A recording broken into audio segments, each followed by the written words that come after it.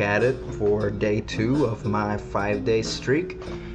Today's album is by one of the lesser appreciated and lesser known punk bands of the original English late 70s waves, and is one that was also linked to the mod revival movement, this band being The Jam. The Jam had, by this point, released 2 albums and would, after this album, release 3 more before breaking up in 1982. These later albums had a different sound, I would say, especially after the following album, Setting Suns, and had more of a post-punk, new wave, even soulful sound than the first 3 albums, maybe even 4 albums you could say, that had the more traditional punk sound.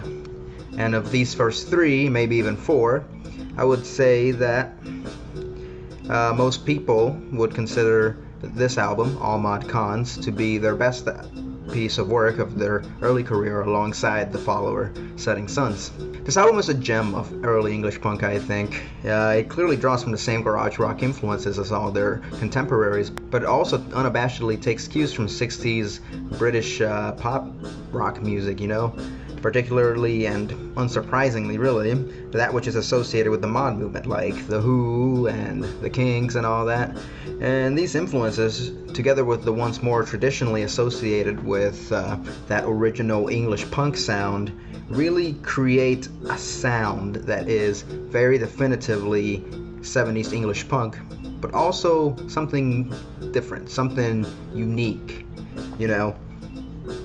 For example, I can't really think of any other 70s punk band that was doing acoustic ballads like English Rose in 1978, whether they were English or not. You know, even if the Sex Pistols were covering the Who songs and the Clash was ripping off their riffs, it was no one really who was hearkening back to that original sound, especially on the more pop, if I dare say, the more melodic side of things, like the poppier Kink stuff, like the way that The Jam did.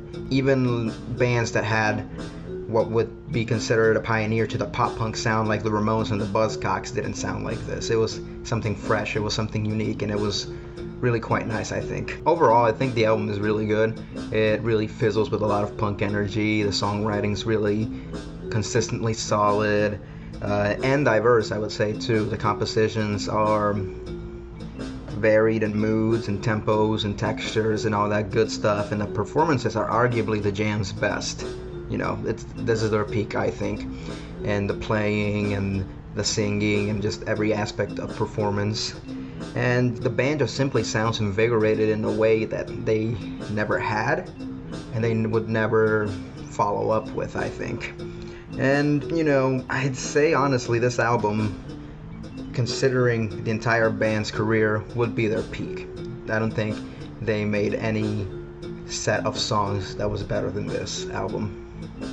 And this album really deserves to be spoken of in the same breath as albums like Nevermind the Bollocks and The Clash's self-titled. Highlights include To Be Someone, David Watts, Down in the Tube Station at Midnight, and It's Too Bad.